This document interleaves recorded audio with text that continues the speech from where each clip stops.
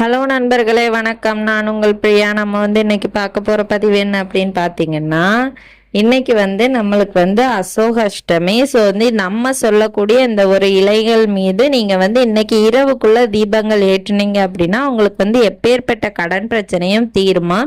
இதை பெண்கள் தவறாது இதை இன்னைக்கு செய்யணும். நம்ம இது பதிவு போடுறதுக்கு லேட் ஆயிடுச்சு. ஸோ நீங்க இப்ப பாக்குறீங்க அப்படின்னா இன்னைக்கு நைட்டுக்குள்ள நீங்க இந்த தீபத்தை ஏற்றிக்கலாம். ஸோ இந்த அசோகாஷ்டமி எதனால நம்ம பண்றோம் அப்படின்னு பார்த்தீங்கன்னா, நம்ம குடும்பத்துல நிறைய பிரச்சனை இருக்கிற பெண்கள் இதை செய்யலாம். அதுக்கு முன்னாடி உங்களுக்கு மகாலட்சுமி தேவியை பிடிக்கும் அப்படின்னா, ஓ மகாலட்சுமி தாயை போற்றிங்கிறத நம்மளோட கமெண்ட் பாக்ஸில் கமெண்டாக போஸ்ட் பண்ணுங்க.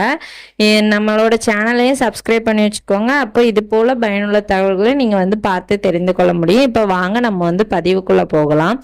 ஸோ நம்ம முருகர் சம்பந்தமான நிறைய வீடியோக்கள் பார்த்துட்டு வந்துட்டு இருக்கிறோம். இன்னைக்கு ஒரு டிஃப்ரெண்டான வீடியோ பார்க்கலாம். ஸோ இந்த அசோக அஷ்டமி எதனால அப்படின்னு பார்த்தீங்கன்னா, இந்த சீதா தேவிய ராவணர் சிறை வச்சிருந்த நேரத்துல சீதா தேவி ரொம்பவும் ராமனை காணாம மனம் உடைந்து அவங்க மனசு அந்த கஷ்டத்துல இருந்த நேரத்துல அவங்களுக்கு இந்த மருதாணி இலைகள்லாம் நிறைய ஆறுதல் சொல்லி இருக்குது. ஸோ அதனால ராமர் இந்த கொடுத்த வரம் என்ன அப்படின்னு பார்த்தீங்கன்னா, இந்த மருதாணி இலைகளை எந்த பெண்கள்லாம் கையில தவறாது வைத்து வழிபாடு செய்யறாங்களோ அவங்க என்ன வரம் கேட்டாலும் கிடைக்கும் அப்படின்னு சொல்றாங்க. என்ன வேண்டுதல்கள் இருந்தாலும் உங்களுக்கு அது சீக்கிரமாக நிறைவேறுமா. அந்த மருதாணி செடிக்கு அவ்வளவு ஒரு சக்தி இருக்குது. இந்த மருதாணி செடியை நம்ம தொடர்ந்து வச்சுட்டு வரும்போது அந்த குடும்பத்துல சந்தோஷமும் மகிழ்ச்சியும் அதிகமாக இருக்குமாம். அதே மாதிரி மருதாணி மகாலட்சுமியோட அம்சமாக சொல்லப்படுது. ஸோ செல்வத்திற்கும் நம்மளுக்கு எந்த விதமான குறைவும் இல்லாம இருக்குமா. உங்க வீட்லயும் மருதாணி செடி இருந்துச்சு அப்படின்னா நீங்க இன்னைக்கு அந்த செடியை பூஜை பண்ணலாம். நம்ம துளசிக்கு எப்படி தீபம் ஏற்றி பூஜைகள் பண்ணுவோமோ அதே மாதிரி இன்னைக்கு மருதாணி செடிக்கும் நீங்க சந்தன குங்குமம் பொட்டெல்லாம் வச்சு தீபம் ஏற்றி வழிபாடு செய்யலாம்.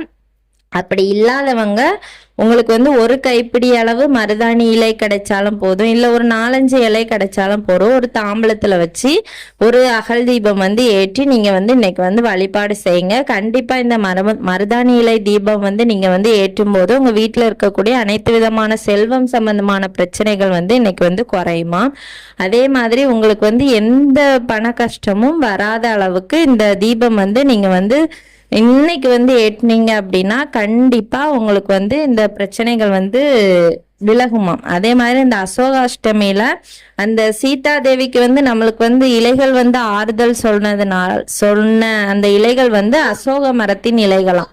ஸோ அதனால இந்த அசோக அஷ்டமி நம்மளோட துன்பங்களை போக்குறதுக்கான ஒரு அஷ்டமியா சொல்லப்படுது. ஸோ அதனால நீங்களும் உங்களுக்கு தீர்க்க முடியாத கஷ்டங்கள் இருந்தது அப்படின்னா நீங்க இன்னைக்கு இந்த தீபத்தை ஏற்றி பாருங்க. கண்டிப்பா உங்களுக்கு நல்ல விதமான மாற்றங்கள் கிடைக்கும். இந்த மருதாணி இலைக்கு அவ்வளவு ஒரு சக்தி இருக்கிறதுனாலதான் நம்மளுக்கு எந்த ஒரு விசேஷ நிகழ்ச்சி ஒரு திருமண நிகழ்வு வந்தாலும் பெண்கள் கையில மருதாணி வைக்கணும், அது ஒரு ஃபங்க்ஷனாவே எடுக்கிறாங்க.